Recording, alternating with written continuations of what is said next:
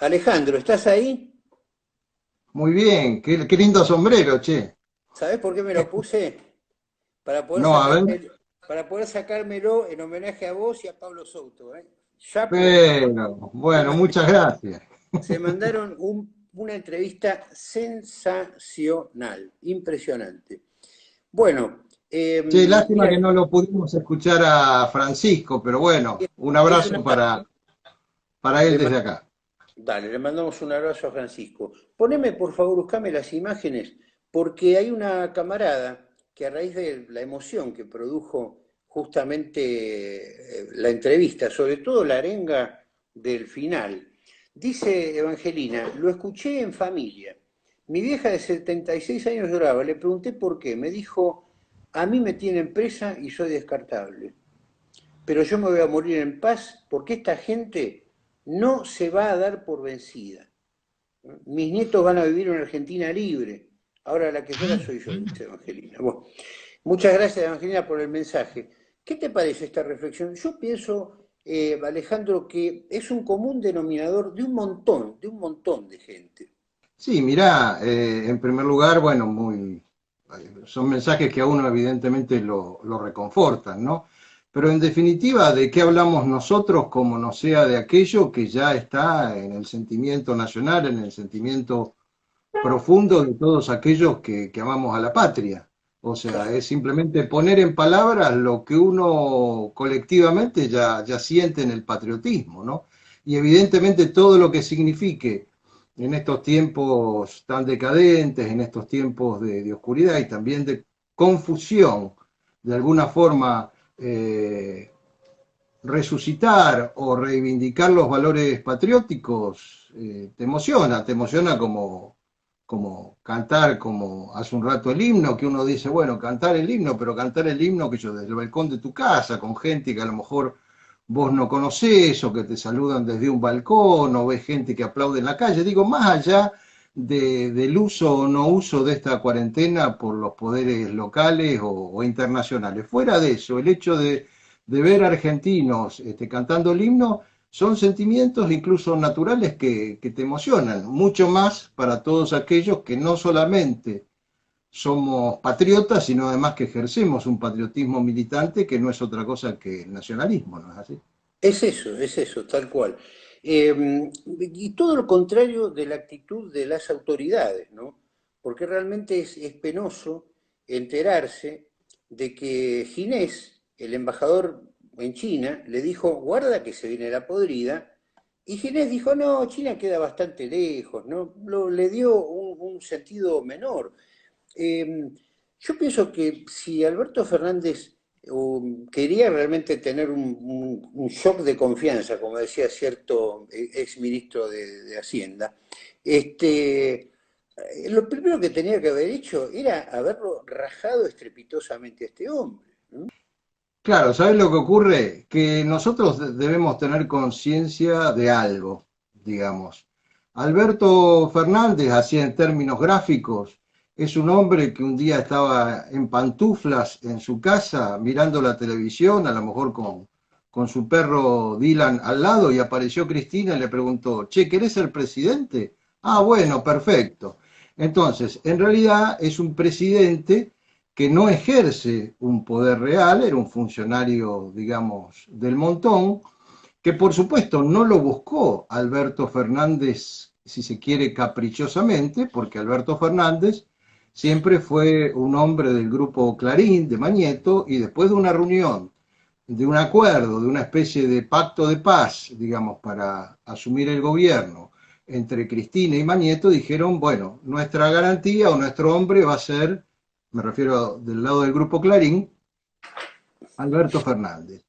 Entonces, en definitiva, esa dicotomía que hoy se ve en el gobierno, un presidente dubitativo, medio neomontonero por un lado, pro cubano por el otro, entre gente que a lo mejor quiere hacer otra cosa también y no la dejan, alguna ristra de funcionarios, digamos, que a lo mejor no encajan muy bien con el kirchnerismo, significa lo peor que puede ocurrir en un gobierno, que es un presidente sin poder, con menos poder incluso que Fernando de la Rúa.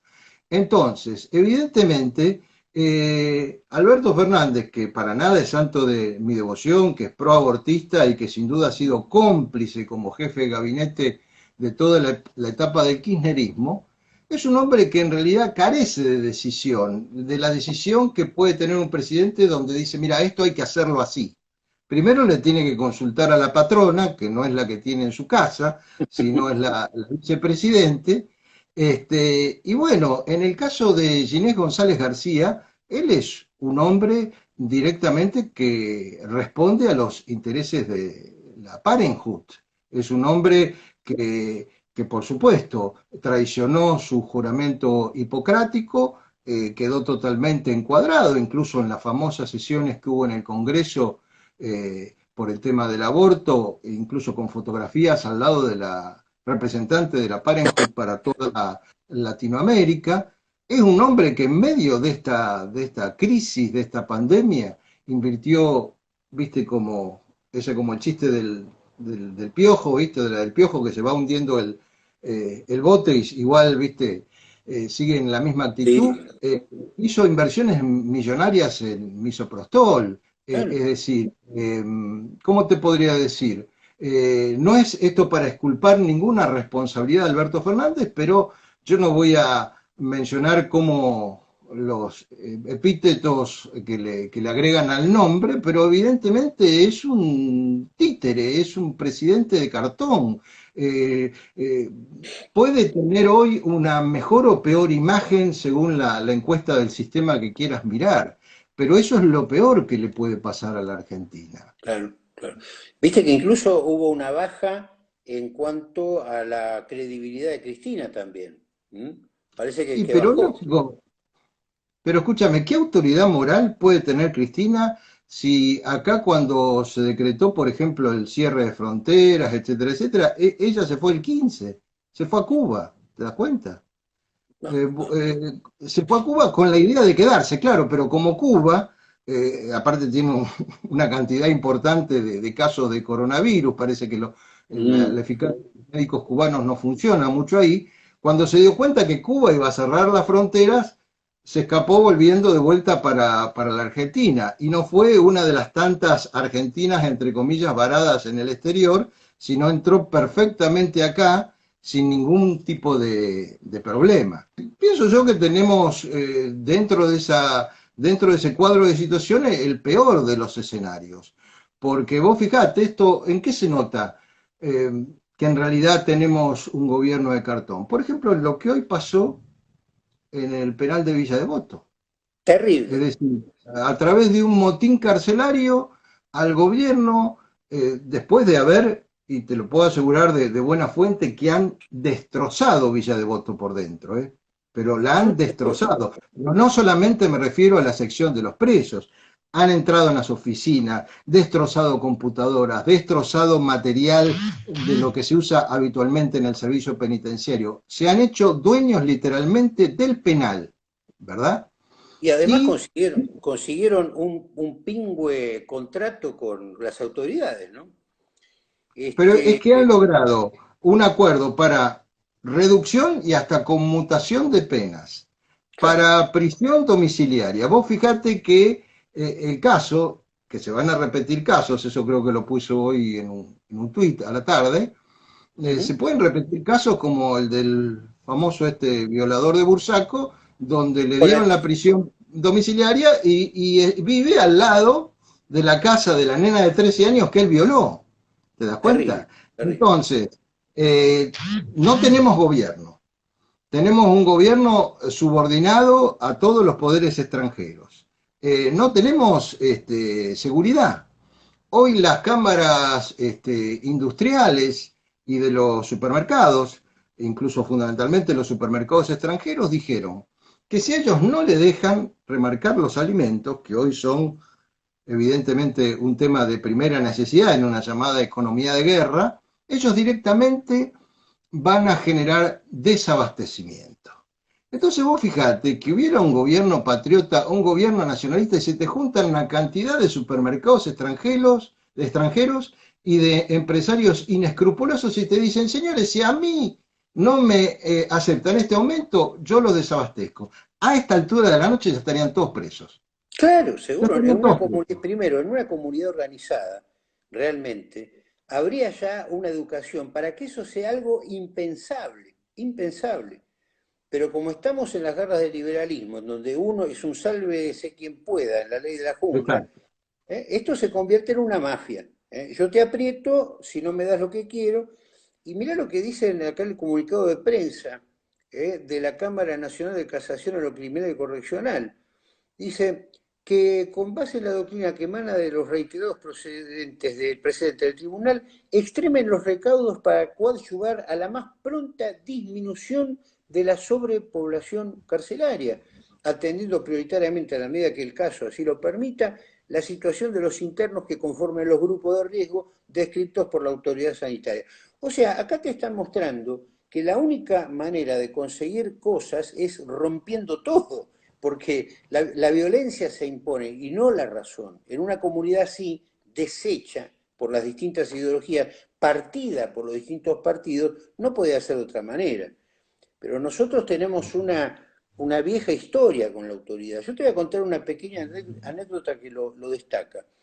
En el club nuestro resulta que, revisación médica, en la pileta pueden entrar gente de afuera, ningún problema. Había dos pibes de 17, 18 años, que estaban a punto de hacer la revisación. Bárbaro. Estaban como habían venido de la calle, cuando hay un cartel que lo dice bien clarito que hay que bañarse para ir a la revisación. Bueno, les digo a Claro. los chicos, miren muchachos, allá queda la ducha, allá, por allá, vayan y se pegan una duchita y vuelven, ¿ok? Bueno, fantástico. Los pibes lo hicieron sin ningún problema, ningún problema. Bueno, entonces, como yo acostumbrado a la buena letra que nos enseñaban los maestros de antes, digamos, voy y le digo a la doctora, buenas tardes, doctora, este, ¿sabe qué? Y le cuento la anécdota. Ah, a mí yo no tengo ningún problema, dice. Entonces, vos fíjate que la principal que tendría que cuidar una cuestión de higiene, de sanidad, porque es eso, está cuidándonos a todos aparte. Dentro de, no hablo Claro. del coronavirus, hablo de un bruto hongo, digamos, ¿me explico? No, a la mujer no le importaba nada. Yo me callé la boca porque yo me conozco. ¿M? Pero casos así, mínimos, micro, esas cosas chiquititas acerca de la pérdida de la autoridad, son las que conforman una idiosincrasia, ¿no te parece?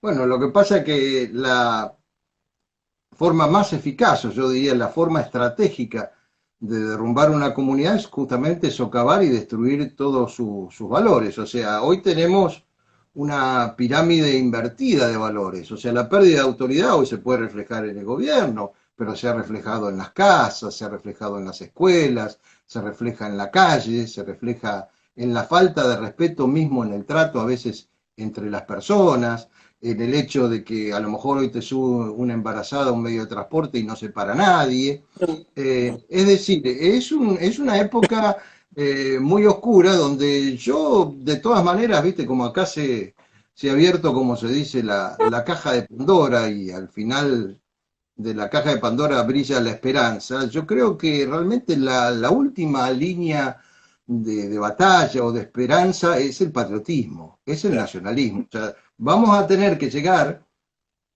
lamentablemente al fondo, ¿viste? Vos hablabas de una pileta, llegar al fondo, Sí. pisar y volver a resurgir. Y creo que va a ser un resurgimiento necesario, porque si seguimos para el fondo, directamente vamos a desaparecer como país, vamos a desaparecer como nación, que creo que es lo que en definitiva está tratando de hacer toda esta cultura global en el planeta, justamente destruir los valores nacionales y ellos plantean las cuestiones más absurdas, porque te plantean las cuestiones más absurdas, cosa que no puede creer un chico de 4 o de 5 años, ¿viste?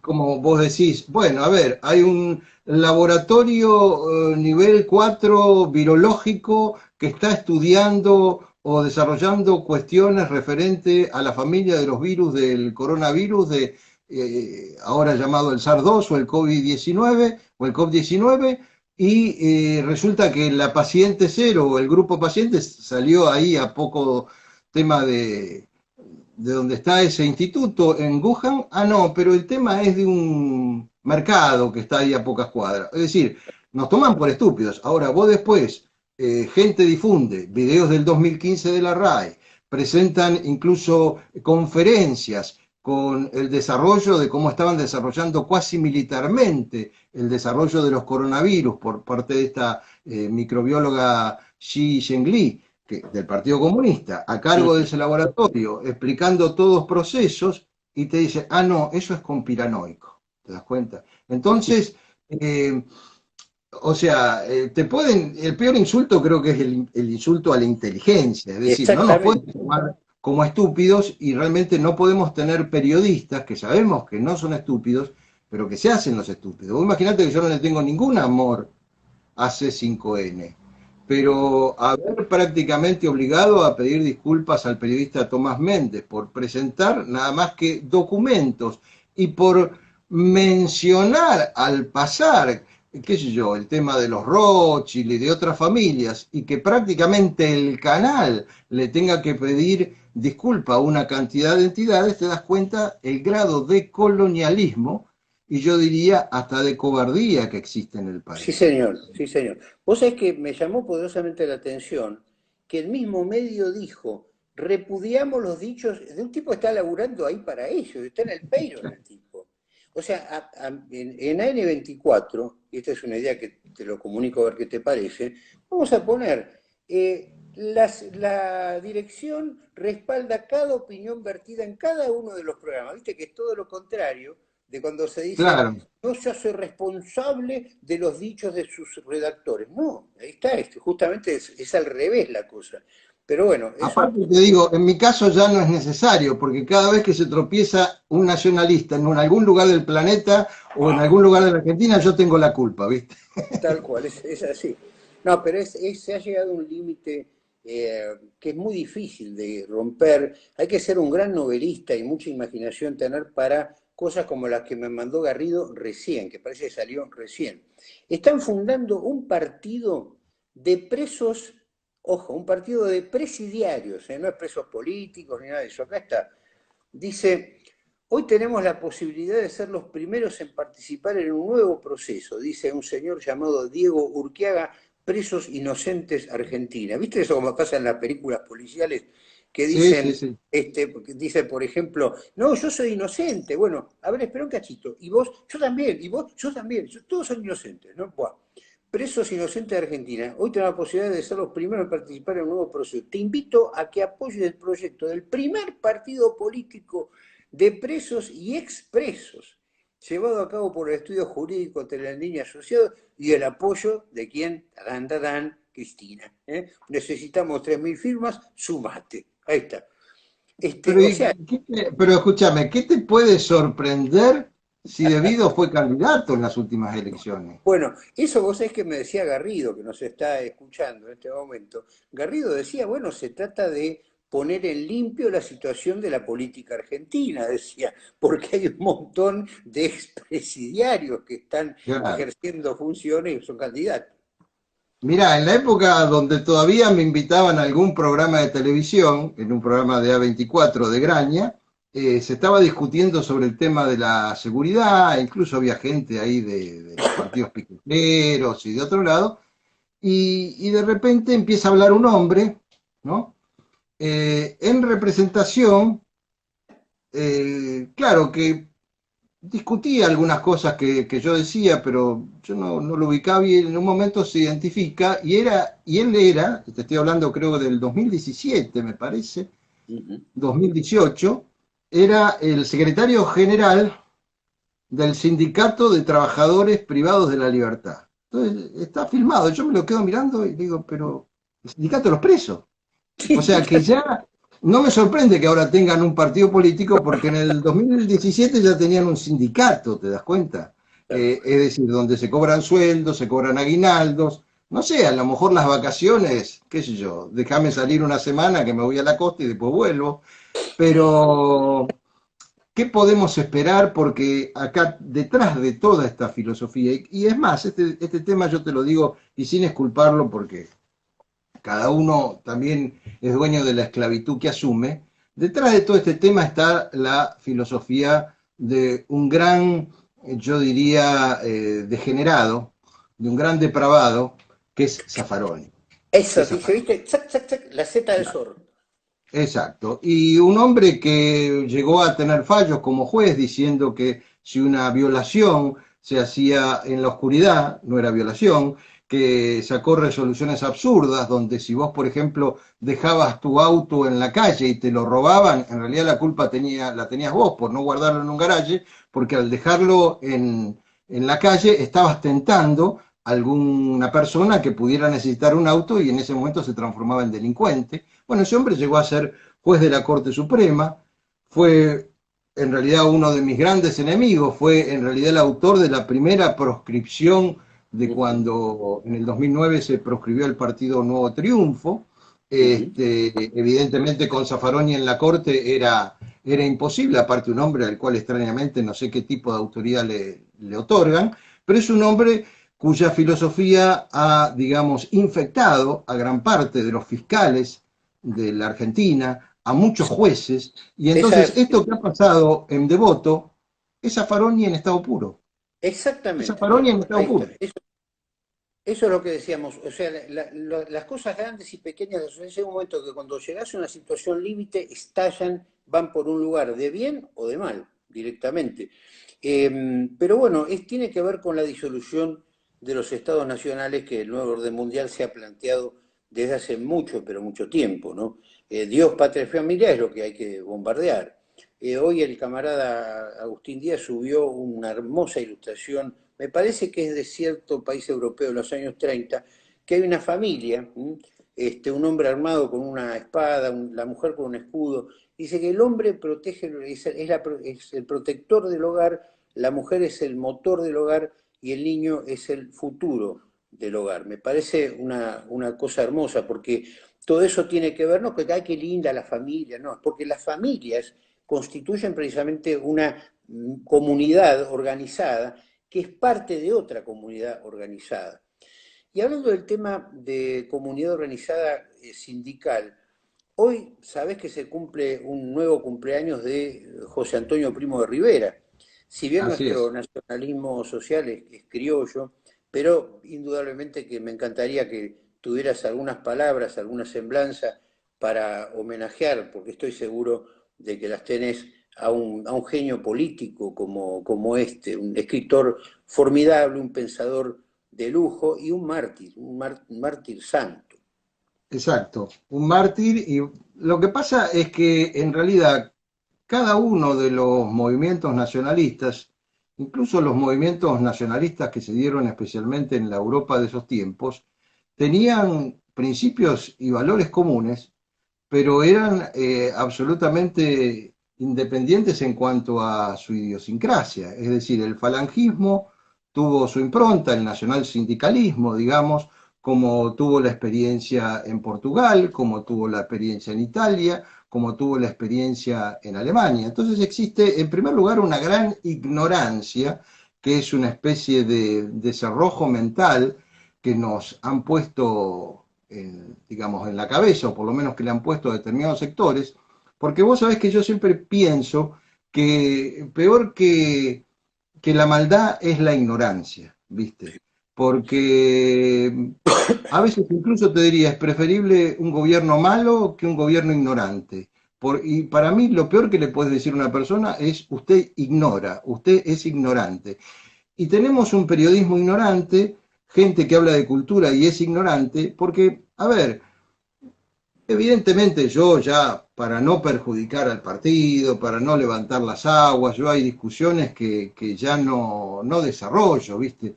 Pero decir que, por ejemplo, el saludo romano, que incluso nació de una antigua formación gala que a su vez lo tomaron los romanos, que tiene 2300 años, por ejemplo, es el saludo nazi, es una imbecilidad cultural. No, Digo, es una yo no cosa. estoy negando que el nacionalsocialismo, pero decir que un gesto que tiene 2300 años lo podés circunscribir a un gobierno que dura 12 años es un acto de profunda ignorancia. Vos Sí, pensás que a José Antonio lo fusilaron por encontrarle en medio de la guerra civil dos trabucos viejos en la biblioteca. ¿Te das cuenta? Es como si ahora te allanan tu casa y a vos te agarran una Victorinox y dicen, bueno, Di Marco va al paredón de fusilamiento.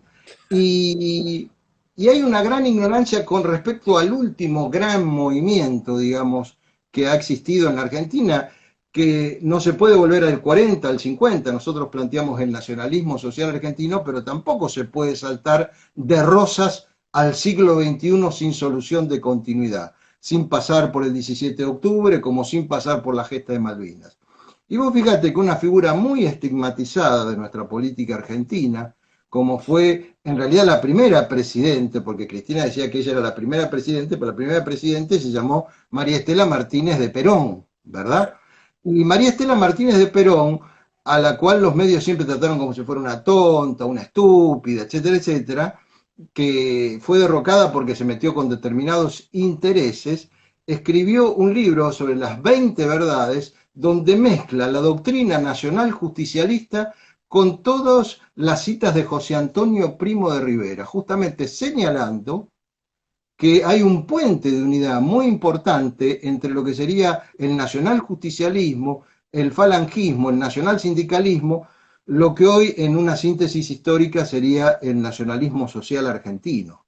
Entonces, evidentemente, cuando se dice fulano es simplemente facho, ni saben, porque yo te podría decir que en este momento, por ejemplo, en la India gobierna el Partido Nacionalista.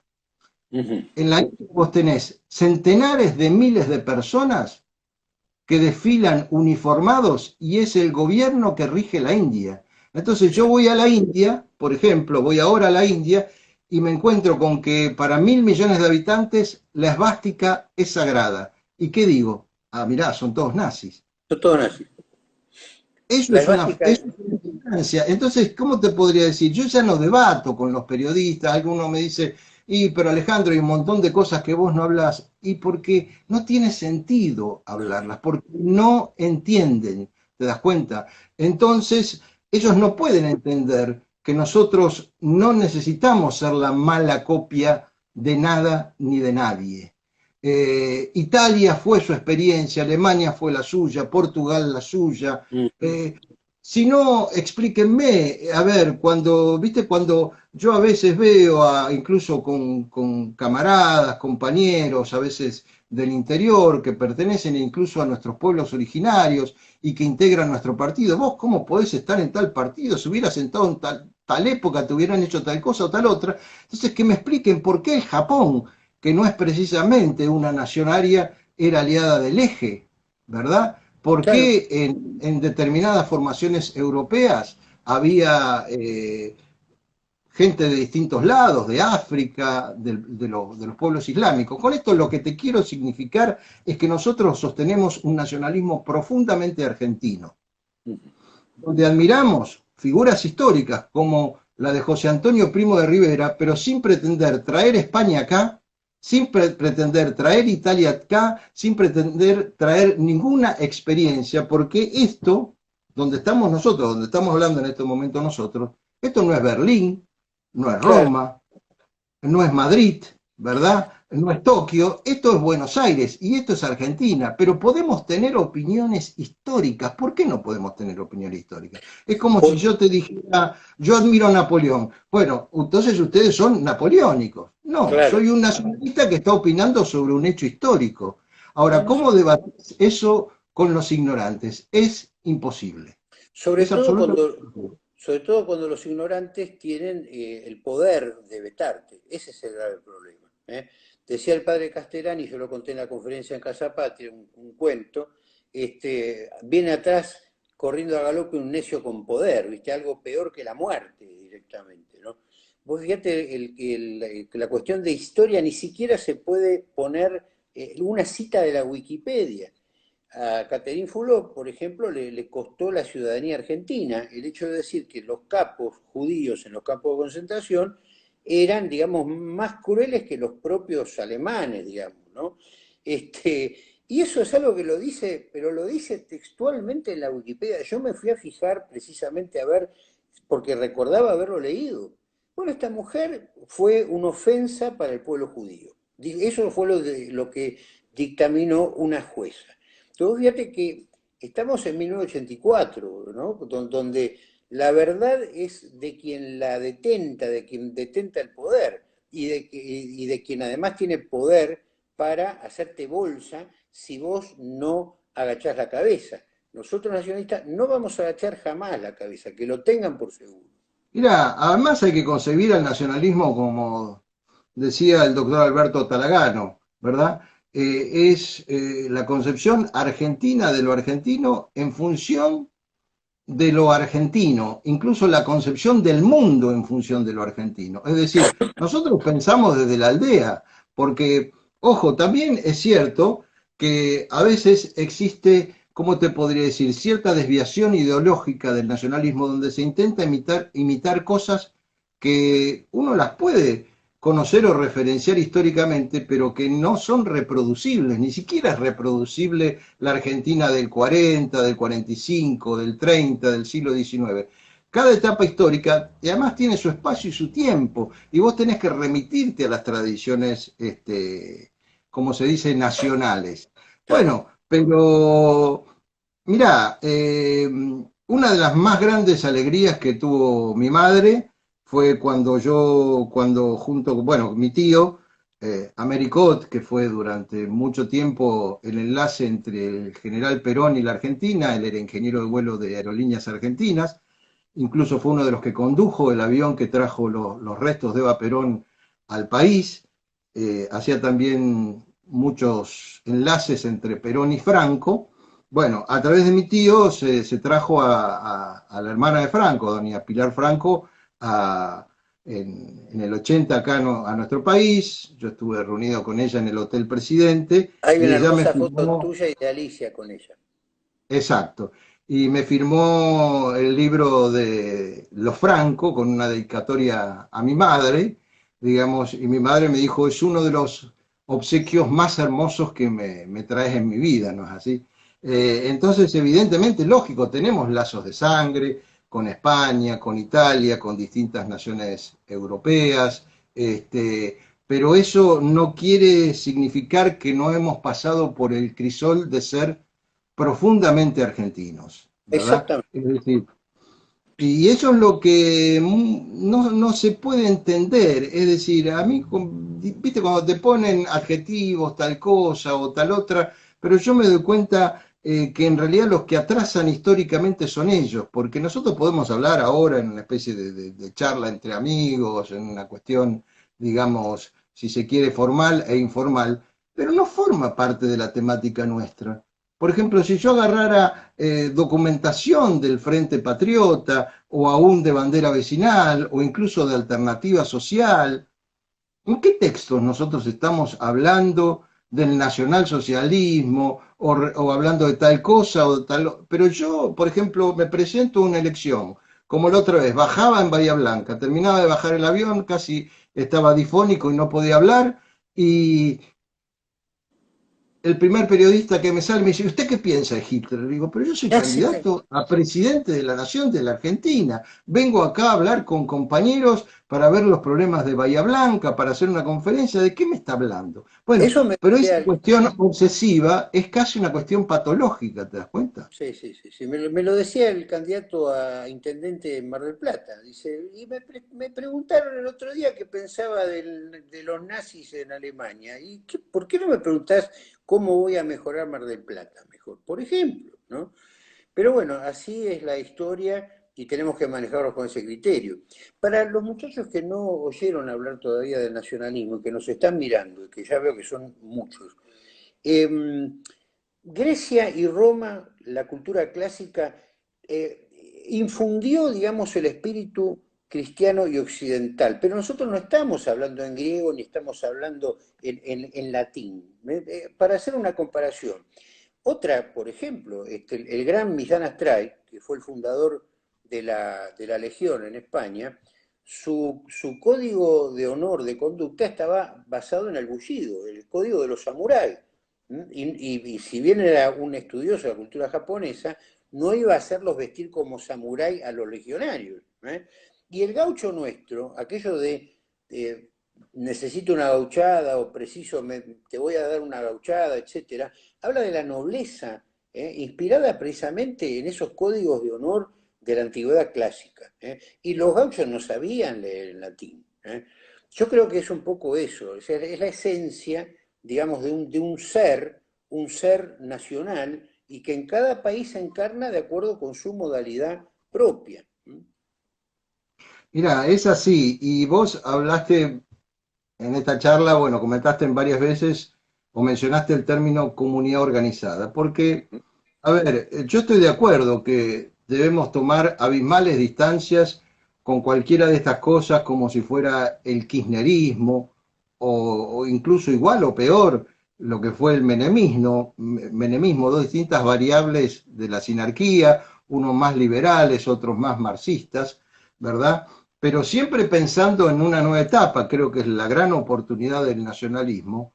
Existe también una distorsión cultural, y hablando de eso que vos hablas de Grecia, de Roma, respecto de por qué, por ejemplo, en mi caso, yo en realidad surgí en una militancia, primero con la reorganización de la juventud, de la UES, acompañando a don Pepe Rosa, desde el peronismo, y algunos es como que no lo entienden, ¿verdad? Y habría que tomar un libro, justamente, que es Comunidad Organizada, una de cuyas frases señeras, donde empieza, para que se den cuenta que no era un tachín tachín, ahí Perón dice, de los elevados espacios donde las razones últimas resplandecen, procede la norma que articula el cuerpo social y corrige sus desviaciones. Y empieza a hablar de Grecia, de Roma, por supuesto del cristianismo, para llegar a los tiempos actuales. Es decir, por supuesto, pasando también por nuestras culturas plenamente autóctonas.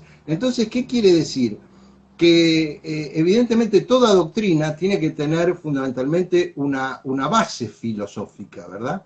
Y nuestra base filosófica es muy firme, es una base filosófica milenaria, y el nacionalismo bebe de esa base, pero evidentemente no somos ni griegos, ni romanos, ¿verdad? Ni españoles, ni estamos en el medioevo, pero bebemos de una cultura tradicional que hoy la transformamos en una nueva etapa en el presente, que es en definitiva lo que estamos planteando desde el Frente Patriota y de lo que hemos dado en llamar la cuarta posición o el nacionalismo social argentino. No reitero, para que quede claro, no pretendemos ser la mala copia, ni la segunda copia, ni la tercera copia de nada ni de nadie. Esto es plenamente argentino y espero que se entienda así, que todos lo entiendan así. A mí me gusta llamarlo nacionalismo criollo. Pero por supuesto, bueno, pero esa es la esencia, ¿no? Es decir, aparte como dice el Martín Fierro, como decíamos ayer, ¿no? Hablando justamente con Pablo, hasta que nos trague el hoyo, hasta que venga un criollo en esta tierra a mandar. Vos fijate el gran peso, la gran presencia, incluso en especial en el interior de la provincia de Buenos Aires, que tiene el Frente Patriota a través de todo el movimiento de los gauchos, Uh -huh. de Ortiz, viste, de todo el movimiento rural, es decir, nosotros sostenemos valores muy tradicionales sin dejar de estar insertos en esta llamada modernidad, de las cuales hay muchas cosas desechables y hay algunas cosas que podés tomar, digamos, aunque sea regañadientes, pero las podés tomar, ¿no es así? Fíjate los lugares comunes que rigen a los periodistas argentinos. El cronista de Página 12 que fue a cubrir el lanzamiento tuyo el 25 de mayo, allá en Unión Benevolencia, se admiró de que hubiera tantas mujeres, ¿no? Y cuando una criollaza como Marta Ávalo sale como candidata justamente, pasando las pasos, resulta que era una mujer y criolla, además. ¿eh? No era aria ni nada por el estilo. Nosotros tenemos un estilo que es bien, pero bien nuestro. Y la sorpresa que tenía ese periodista, por llamarlo de alguna manera, habla de cómo está la cabeza de los medios, que mandan los galgos, mandan los pitbull para, digamos, armados de lugares comunes, para tratar de desarmar un discurso, y cuando no pueden, viene la injuria. Ahí está. Así que bueno, me gustaría que para cerrar, vamos cerrando porque podríamos estar hasta la madrugada. ¿Qué hora son? 10 Acá te menos 10. cortan un minuto antes o 30 segundos antes ¿Y en cuánto Instagram. llevamos? Creo que estamos menos 10, 48. me parece. Sí, menos 10. Bueno, recién hablábamos de tercera posición, que incluso en el pensamiento lateral tiene mucho que ver. Yo lo uso constantemente en el taller, en mis creaciones y todo, ¿no? Ver, no ni A ni B, sino Z. Y la tercera posición es eso también. La gente piensa que si vos no sos ni de izquierda ni de derecha, que entre nosotros son criterios y calificaciones inventadas por el enemigo, entonces sos de centro. ¿Eh? Te lo dejo Claro. ahí picando para que hables, por favor, de la cuarta posición. Bueno, nosotros no pretendemos inventar la rueda, ¿no? Así ya hace rato que está inventada. Las doctrinas no son inmutables más que en determinados grandes principios y a veces evolucionan. Y justamente por tantas décadas de ignorancia, se confundió muchas veces la tercera posición como un sinónimo del tercer mundo o como algo que está en el medio, ¿viste? Más todo el vaciamiento ideológico que sufrió, digamos, la doctrina del movimiento nacional. Por eso, en el año 2008, ¿verdad? Y hablo de esto que fue un año antes de que Dugin largara su cuarta teoría, que nada que ver con nosotros, porque ahí habla en contra de determinados movimientos europeos, etcétera, etcétera. Fue un año después que desde Cadena Eco, a través de 125 repetidoras en una editorial y en un video que todavía está, yo, digamos, de alguna forma presenté lo que para nosotros es la doctrina de la cuarta posición, es una adaptación o una evolución de la tercera posición para el siglo XXI y que podría ser dominada o denominada, mejor dicho, diciendo que la cuarta posición es sostiene una doctrina nacionalista social patriota, criolla, como vos decís, que no se ubica ni a la derecha, ni al centro, ni a la izquierda del actual sistema de dominación y decadencia, sino en la vereda de enfrente. Nosotros desde la cuarta posición estamos absolutamente enfrentados a este sistema de colonialismo, de dominación, ¿verdad? Que, por supuesto, desde la cuarta posición nosotros enfrentamos los distintos tentáculos que puede tener lo que en su momento se llamó la sinarquía, o que hoy le podés llamar el globalismo, Ujú. sea el liberalismo, sea la masonería, ¿verdad? Sea, por supuesto, el sionismo, el Eso, marxismo, aclarando incluso, porque siempre es bueno aclararlo, ¿viste? Cuando yo hace un par de meses, unos meses atrás, hablé en contra de Rubinstein porque había firmado un acuerdo con el Estado racista y colonialista de Israel, calificándolo como un sionista, ¿viste? Ellos te quieren asociar sionismo igual judaísmo, que también ujú. hay una ignorancia al respecto, porque como dice la Federación Palestina, ¿verdad? Ser antisionista no es ser antisemita, pero ser sionista es ser antisemita. Y la gente debe entender que, primero, no todos los judíos, hay muchos judíos que no son sionistas, pero también hay muchos no judíos que son sionistas. Vos a Exacto. veces escuchás algunos fanáticos, no todos, pero de determinados cultos, ¿verdad? Que ejercen un sionismo, casi te diría, ancestral, donde son más sionistas que los sionistas. Ujú. Entonces, evidentemente, también el enemigo, así como no te deja manifestarte a través de determinadas expresiones, de determinados saludos, ahora también parece que está prohibido decir que sos antisionista, que te lo quieren asociar como si fueras antisemita.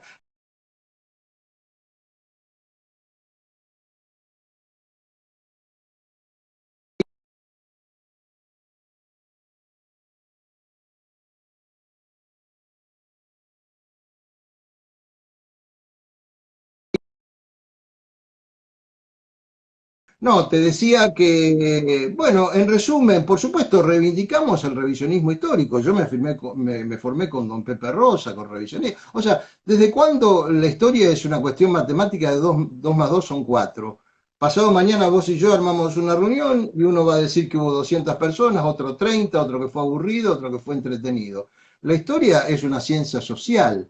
Es decir, es como si vos decís, no, no fueron 30.000, ya prácticamente te quieren aplicar una determinada ley. Somos hombres y mujeres libres y tenemos que reivindicar nuestra libertad.